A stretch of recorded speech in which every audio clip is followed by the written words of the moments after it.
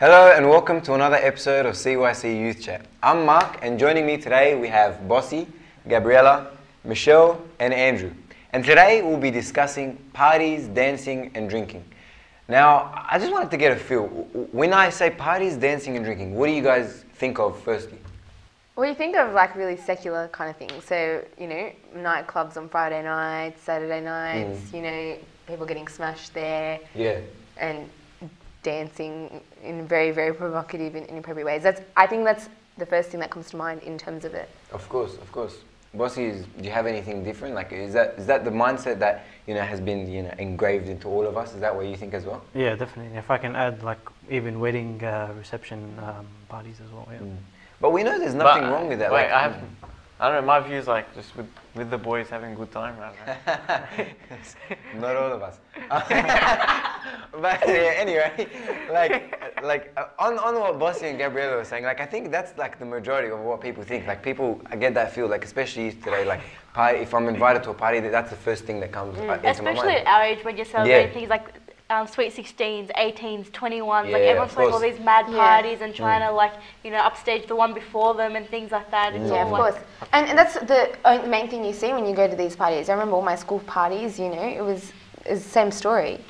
But the problem with all of them is they're all kind of related to each other. So as soon as I say parties, you're susceptible to anything. Yeah. As soon as I say parties, it's like there's going to be drinking and dancing there. That's the first thought. Why is that? Why is that? Why has it come to that? I think it's the culture. It's just something that's developed over time. I think it's something that it's very difficult to pinpoint. If you're doing sociology, maybe, but it's the culture these days everywhere. Especially I'm not sure about different countries, but where we live, it's just become the norm. In general, when people want to celebrate, they celebrate with singing and dancing, usually. And then I think over time, that's when alcohol and drinking became part of it as well. Alcohol has always been there. It's if you look at the Old Testament, it's always been the thing that people, even Noah, Noah got drunk. And alcohol's in its form, it's always been something that has been available to humans. Okay, and since you've brought up alcohol, is there something wrong with drinking? Well, yeah, you go to that example where Noah got drunk and it says in the Bible he was ashamed and his sons actually had to walk backwards towards him to cover him up. But, so it was something that's shameful, and so it's not something we should go after and of course and relish the moment when say you get smashed or something. It's not something that is fruitful and doesn't edify for Christ. But that's because he got drunk. Is alcohol in itself? Yeah, that's my question. I think there's a line. I think the church, if we have to be technical, the church actually says alcohol is not wrong, but the misuse of alcohol is wrong.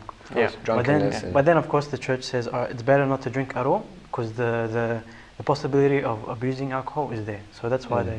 I think the verse, related to what Bossy was saying, it's that fits in perfectly with this, is from 1 Corinthians 10:23. It says, not all things are lawful, but not all things are helpful. All things are lawful, but not all things edify.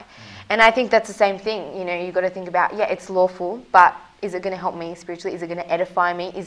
Am I going to come up, benefiting from this, or am I going to go down? And I was asking an Abuna once, because I was a bit confused. I said there was wine in the Old Testament and the New Testament, and there was drinking, and it was a normal thing. Christ himself turned the water into wine, but he said you've got to remember one thing. Christ established the new covenant on the cross. He said, and leading up to that, everything was a symbol of what he was going to do. So when he turned the water into wine at the wedding, and in the Last Supper when there was wine, he said that was a symbol of the fact that wine's going to turn into blood when he is crucified. So in honor of that new self and that new cross, we can't compare the contexts of what was happening in the Bible. The Bible they were drinking, God did this, God did that. But it's important to know that Fair enough, but if we're going to talk about context, and if you don't mind, I want to give you guys a couple of scenarios. First scenario is just answer right or wrong. Is it okay if I'm just with it's a family gathering, just immediate family, and dad or mom pull out a couple of drinks? Is it okay if we're just over dinner, just having a couple of sips? Is there anything wrong with that? I don't see. Nothing's wrong with it. But say, for example, your extended family decides to come over, and one of the kids in your extended family is your Sunday school kid. What then? Does it become wrong or? I think it's unwise to do it. like it's a bit full. Like our Sunday school teacher was saying, you know, you can be having a lunch with your mates and just have a beer, but your Sunday school kid can walk in and see, my Sunday school teacher's having a beer, it's not wrong. I think I'm not saying it's wrong, but and then go and misuse that context. It's, he was doing that. But I like, can't do but it. like you said, it's just a drink. The way you explain it, they're unwise. That's probably the best way to explain it. Because look, it's not wrong at the end of the day if you're just having something standard and you're being responsible about it, and you're not misusing it or you're not overusing it. But the wisdom is the other thing. Like, how is that person going to perceive it, and how is that person going to react? So, you know, if you're a dad, you know, and every day at home you have like one bowl of beer, and you're like, son, get me a beer every day. Eventually your son's just going to be like, look, I've been bringing my dad beer every single day. It's pretty standard, you know. And you know, maybe you might, you don't know how people are going to react at the end of the day. Look, the kid could be responsible, he might not be responsible. But at the end of the day, it's not up to you to decide. It's going to be in the mind of that little child. So you need to be as wise as you can to discern in these scenarios. But I think that, like, a lot of people, like, yeah, I understand that it's not a wrong thing, but I think that we shouldn't be focusing on whether it is right or wrong. Like, you're talking about these circumstances where, you know, it may come across as that, or, you know, being unwise with it. Why would you put yourself in that situation in the first place? Like, I know I'm a bit conservative in that way, but I don't understand why you would have to think so much just about a drink when you can just have a Coke instead. Or exactly, yeah, that's what I think. But also, you look like you have something different to say. No, like I remember a story, like how you guys were talking about, like one of the boys was telling me once he was really thirsty at home, so he came to open the fridge, he couldn't find any bottle of water, anything, he found a bottle of beer. Like, look, I'm really thirsty, I might as well try it. He tried it, he loved it, and that's how he started his addiction. So that goes back to the point of like the example at home. That's, yeah. But I think something that factors into like many of those scenarios was education. Like, if you educate yourself and, like, you know, if say you've got kids and like, educate your kids about it, then they're less likely, if not at all, going to abuse it. Like, things like, I know one main parenting technique is, you know, I'd rather you do it in front of me than do it behind my back. And that's something that my parents did employ with us. Like, that as growing up and it being in culture, our parents, like, if you want to drink, have a sip of my beer when we're out at dinner, like just the family. Because I'd rather, like, you know, be educated about it than you know, having to feel the need to go behind my back and, you know, eventually abuse it. But I think that comes into a different thing, you know, parenting and, like, no, not disagreeing with what you're saying, but like going off from that. Like, I think that it's something you want to be able to set the ultimate example for your kid. And I think that, I don't know, I'm not saying like just setting a bad example. Like we're all servants, so like people do look up. Like sometimes we deny that. We say, like, I think that's the biggest trick where we say, like, oh, it's not gonna matter. No one's looking at like me. Like, we think, there's no kids around. But like my brother, for example, like not my brother, but like someone like my age, my grade, like I serve with him, whatever. They see me have a drink. Maybe they'll start thinking, you know, like maybe, like, I don't know what the other person's gonna think. So. Like you said, it takes a lot of discernment. It takes a lot of wisdom. Yeah, and I feel like something so trivial like that takes that much discernment is not worth it. Yeah, it's not worth it. I agree. And I just want to move on quickly to dancing. So, like, again, dancing, you know, it's mentioned sometimes in the Bible. I don't know if you guys remember. My memory is a bit hazy, but like it is mentioned in the Bible, like that they danced out of joy and they were rejoicing. So, like now, when I think of dancing, it's like I can't think of any positive things. Like, I just wanted to ask you guys, are there any positive things in dancing? I think the reason why you think that is because dancing these days has gotten to such a provocative point. Like, everywhere you go dancing, it's so hard to find someone that's appropriately dancing if they're not clapping on the side, you know? I think that, honestly, that's my thing. And I remember there was a live with Abuna on CYC, and a girl asked one of the Abunas saying, can I go dancing? And he was like, yeah, sure, but take me with you. And she was like, no. He's like, well, if you're not going to take me with you, are you going to take the Holy Spirit? And she was like, so obviously, if you're able to discern whether you would take an Abuna there with you, you know, you're obviously able to discern whether you can take the Holy Spirit with you or dance in that manner. Not only just the environment, exposing yourself to that environment, like anything, when you're watching a bad TV show, it's going to defile you in a little bit of a way, you know. So exposing yourself to that environment, it's gonna do the same thing. So you're exposing the Holy Spirit in you to that environment. So I think Gabriella's probably leaning on the negative side. Sorry. Of things. For me, from personal experience, like I work on the weekends. I work at a reception hall, and I'm a waiter.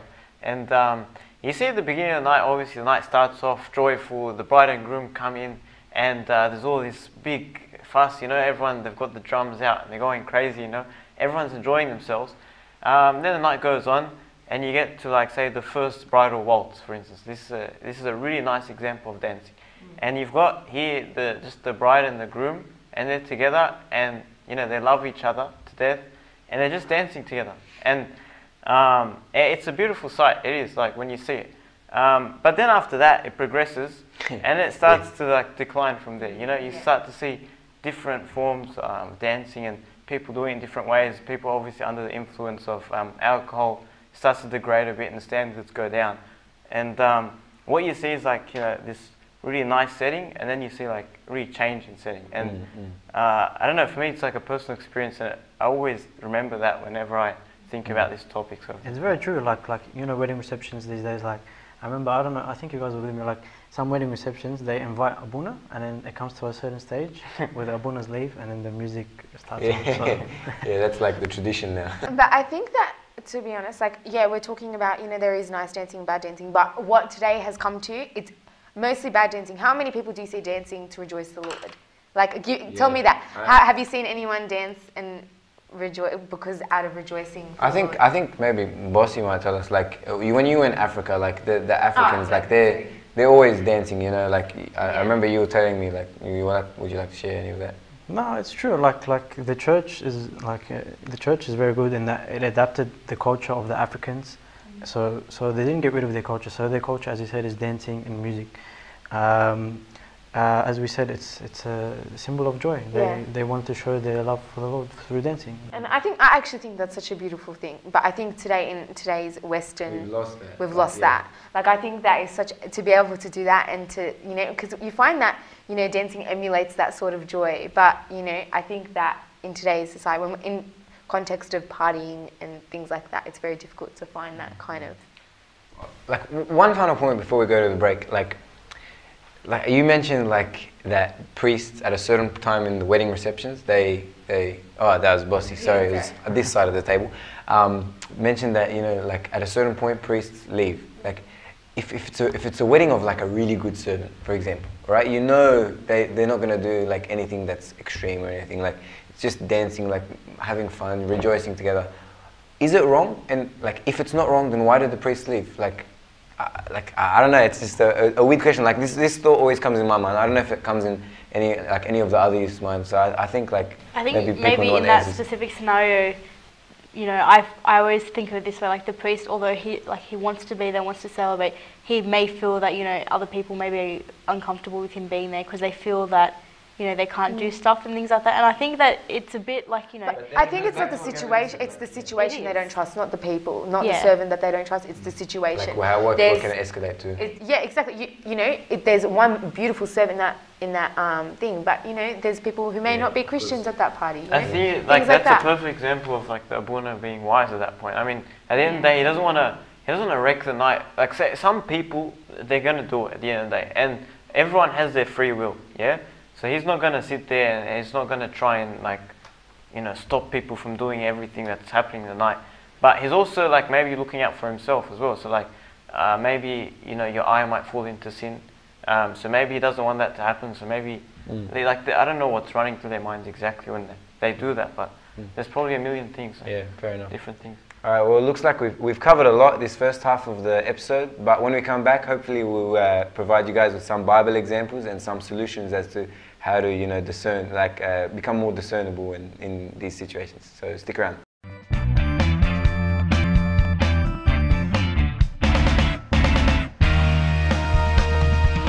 Hello and welcome back to CYC Youth Chat, where we've been discussing parties, dancing and drinking. And I'd just like to start this section by asking if anyone had any, like, Bible examples, whether good or bad, regarding dancing, drinking or any of that. Oh yeah, sorry, because I zoned out, sorry. So there's heaps of examples in the Bible where people have rejoiced before the Lord or been dancing or things like that. There's an example where when David was rejoicing before the covenant and he was dancing, and they described it as leaping and whirling around it. And even his wife, Michal, I think it was, she came and condemned him and she said, "What are you doing? You look so silly dancing like that in front of your maidservants? You know, what are all these people going to think of you? And he said, I'm rejoicing in the Lord because he's found favor in my sight and because he has chosen me over your father, because she was Saul's daughter. Yeah. And she was barren for the rest of her life. And a lot of the church fathers have commented on this scene and said it was almost as a holy procession, because it was a very, very holy situation. And yeah, like, I think maybe it was because he was dancing for the right reasons. yeah, like exactly. out of And it's not like he was going to seduce all the maidservants, so I'm going to leap and whirl around. No, he was rejoicing because Christ had chosen him. It's like singing a hymn, or, you know, when Christ is, you've got a big blessing, you just want to shout out. Or, I think David's always, you know, the go-to guy whenever. Sure. Bossy, you were telling me about some not so good examples in the Bible. Yeah, like one of the examples of dancing where it led to a bad outcome was, if you know the story in Matthew chapter 14, it was Herod's birthday, right? So, so Herodes' daughter, she danced before Herod, and then he was so pleased, so he said to her, look, whatever you want, I'll give it to you straight away.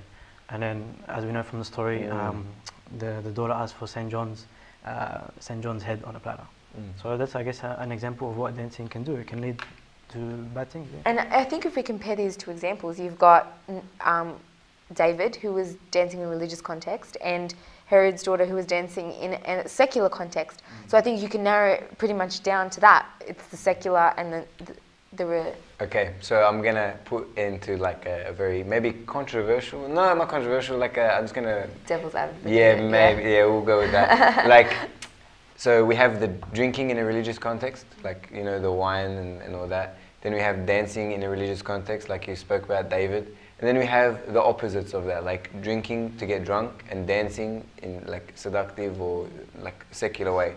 Like, how can you balance the two? Like how can you like stay in that religious context and in the environment of partying? Like partying for, like, I don't know, a good friend of yours. Like that's my question. Like, this is open to all the panel. Like, how do we maintain holiness and righteousness in a context of partying? I think that is one of the most difficult things, especially for youth today. Like, I think that is what a lot of people are struggling with, because it's so hard, especially if it's at a good friend's wedding or something like that. Yeah. Because you want to be loving and supporting of your friend, but you also want to. At the same time, you want to maintain your spiritual life. And of course. Exactly. And I think what's the most important thing is what I'm exposing the Holy Spirit to. Is that going to be a detriment to my spiritual life, or is that going to edify my spiritual life? But like you like sometimes I feel like when you go to a wedding, you know these people, you know they're all good people. So like it's not, you're rejoicing with them, like. But I think it's the way you dance as well. Like, of course. I think it's a lot different. It's very, very different between boys and girls. Like, boys, it's a lot easier to dance in a normal and fun way, but girls, it's hard to dance without being a little bit provocative. And I know a lot of people may be outraged by me saying that, but it's the truth, you know? I feel like sometimes, like when you get to these these decisions, it's like that fine line.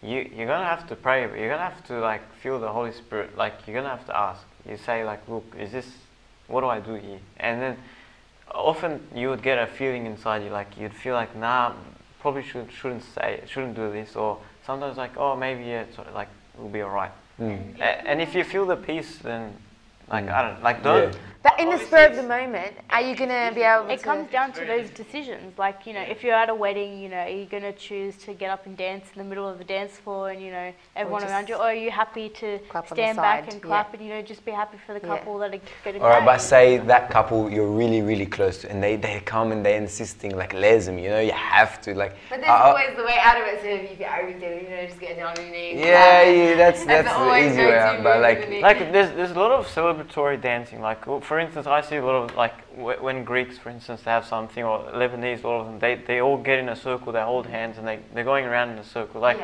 I don't know, for me, I find it very hard to see something wrong with that, because that's like everyone's united together and they're celebrating all for one cause. It's when you're forgetting about the united mind and you're going now to your own brain and you're doing things for your own purposes, that's when it falls into sin. So like, I'm doing this, so like, I want to get that girl or something like that. But when everyone's thinking together, they're all thinking about, say, the bride and groom. They're all like, we're so happy together, we're all going to rejoice together and dance. It reminds me, I'm not going to say it's the same, but in the church, like when Christ resurrects, you know, we all proceed, we all go around the church, we have a procession. And I'm not saying it's the same thing at all, it's different. But we all are united together in our beliefs, and we all believe at this point that Christ resurrected. So we all join together, we sing, and we go around the church in chanting and praising, and we're happy. So, I don't know. Sorry. What were you Oh, no, I was just going to say, no, I completely agree. Like, you know, in Greek and other weddings, you know, it's very it's a very united sort of thing. Like, I know my grandparents, they were both dancers, so a lot of my family, you know, at events and weddings, you know, they'd be doing the tango or things like that, which is, you know, it's very different to the very secular dance. Like it was a joyful thing, and it was a systematic thing. It wasn't something you go and you kind of. I wanted to bring up a question to you guys. Like, this is a question that's often asked, you know, by the youth and stuff. If, say, my friend isn't so religious type of drinking and dancing, you know, goes to the nightclub and whatever, and he has a party, really, really close friend, you know, I really want this guy to come to church and whatever, and he has a party in a nightclub. What do you do? Like, sometimes we fall into the trap saying, I'm going to go and bring that guy back from, like, bring all my friends back to church. Like, is that possible? And how do we... Gabriella's telling me to shut up. We listened to a sermon on this. We had a youth camp, and it was about launching into the deep. Someone said, what if I'm in the deep and I want to go back and get my friend from the shore? It could be in a party context, any sort of context. They said, don't go back unless you risk for staying on the shore, not coming back into the deep. So I think it's something that you have to be so careful about. Even if you're like, oh, so many people come up to me like, I'm going to go to the party, but I'm not going to drink, I'm just going to sit there, I'm not going to dance. What else are you going to do? Just Yeah, but then people will sometimes say, like, those same people, if I tell them, I don't go to a club, you know, that's not how I roll, you know. Like, those same people might say, well, didn't you go to that wedding like a few weeks back and you danced and you drank, that's the dangerous situation. Like, what's the difference? Is there a difference? And you have to avoid that hypocrisy. You have to. You can't be two-faced. You can't say, I'm going to go to a wedding, it's all right because it's my family and everyone there, and they're still friends, it's fine, different sort of context, but you have to be the same everywhere, whether it's a wedding or a nightclub. You have to be able to say, I was the same person. You can't. Of course. And so, yeah, I don't know, it's hard. Like, adjusting to scenarios, does that come into it? Like, the environment is going to change, and that's... Of course, exactly. And like, sometimes the environment change, like, you can be so sure this is going to be, you know, a clean, like, a fun party, like, I'm just going to a friend's house, whatever. But the environment can change instantaneously. What do you do? Like, when it changes so quickly, like, what are you supposed to do? You flee. It's a good answer. I don't understand what much more there is to it. Like, I know it's a lot harder done than said. Harder said than Harder done. said than sorry. Easier said than done. Oh, yeah. Confusion on the panel, guys. No technical but it's difficulties. something you have to be, and it's like anything in your life. If you're watching TV, same thing, and a scene comes up, so some people are like, oh, it's right, I'm just going to watch it. It's just a couple of minutes. Or do you flee from that? Yeah. It's the same thing. Same thing that you're exposing yourself to. Do you say, oh, I've got to run? You've got to avoid that. So you're talking about constancy. Consistency, that's the word? Yeah, consistency. You're talking about consistency. So say there's one wedding where, you know, you have no servants going, like Sunday school kids going, so you think it's okay, you know, just have a little bit of fun, nothing wrong, you're not doing anything wrong. But then your Sunday school kids come and you're like maybe I should just be wise, like not do anything. Like, have you done anything wrong? Like, and how do you avoid that kind of hypocrisy? Like, how do you maintain, you know, that wisdom in decisions? Like, you guys know what I'm saying? Yeah, I think you answered your question then when you said, have I done anything wrong? Then how do you avoid that hypocrisy? So, like, so I think... Okay. No, I like what you said. You have to be the same person in every situation. Yeah. So you think it would be wise, like that's the thing, it's very hard, like it's much easier said than done. You have very close friends, so you have to dance with them. Like, not have to, but like, if they ask you and you want to, there's nothing wrong, you're just having fun. Your son's kids are there, you don't, like you know what I mean? Like, it's very hard, it's so much easier said than done. I think you set an expectation for yourself. So say if you dance at one wedding, you have to dance at all the others. Exactly. You set that expectation. But you're not doing anything wrong. That's what I'm saying. But it can be perceived as wrong. Yeah. So then does that mean, like if you look at the Bible, for instance, St. Paul, he faces this issue with Corinthians, I think. and there were people eating the meat from the temple. And so he said that, like, look, if eating the meat from the temple, look, it might not be completely, like, it's not completely wrong, but if eating the meat from the temple causes another brother to sin, then don't do it at all. So, like, there are examples where, you know, you could abstain completely, and there Exactly, are, and that seems to be like the answer, like, just don't do it. But what if you like not have the urge to do it, but you like, there's It's not, you know difficult, that yeah. there's nothing wrong to do. I have another question, like especially from like abstaining from it completely. So obviously, like what it's saying is, why put yourself in the situation in the first place? But then if you're going to say that, then are you not going to go to parties? Are you not going to go to Exactly, weddings? like that's what I'm thinking. Like, do you just avoid all of it altogether? It's Like, different. Like if you're going to a friend's party from church or whatever, it's a very different environment than say someone from your uni or school. But I think like weddings and things like that, you can't just not go to weddings. But I think it's just, you know, there's always so many. There's not everyone on the dance floor. There are people socializing and talking and things like that. The reason why this topic is like very touchy as well, or serious, is because like there's a verse in the Bible that specifically says like if you cause your brother to sin, it'd be better if you tie a millstone around your neck and you'd be, you know, drowned to the bottom of the sea. Like it's very graphic. I know that verse, but it really explains the seriousness of the scenario. Like you should be able to have a wise mind at this time, at that point of time where you're at a party or you're at any of these events. Like you should be able to discern and see what's going on. And I think a lot of people, they use the excuse, oh, it's cultural dancing or things like that. But it's so hard for, like, say, for example, girls to dance, like do Egyptian or belly dancing, whatever, without provoking, you know, a boy to look at them and, you know, things like that. I'm not saying I can't speak on behalf of boys, but I can imagine that dancing in that manner, like, you know, hips floating around everywhere, but I think what that verse highlights is you have to think about yourself and be wise about what you do. Don't worry about what everyone else does at the wedding or at the party. Think definitely. about what you do and what your actions and the consequences are. an expectation that you're going to set for yourself. So being wise enough to make the right decisions, knowing that, you know, obviously, like, you know, why have a drink when I can just have a glass of Coke or a glass of water or something like that. I remember when we finished Year 12 Sunday School and one of the servants was like, okay, you know what, you're going to uni next year, you need to be able to learn that you're going to set an expectation for yourself. If you just go and your friend's like, okay, come have a beer at, say, Wentworth at Sydney Uni or something like that, and you go up and you're like, okay, yeah, no worries, I'm just going to sit down. And they're like, oh, just have a sip, you know, we brought a jug for the table, whatever. And you just have it. And the next time they say, oh, come on, you know, you came with us last time. But then you realise it's wrong. You've already set that expectation. There's obviously ways you could do it, but it's going to be so difficult.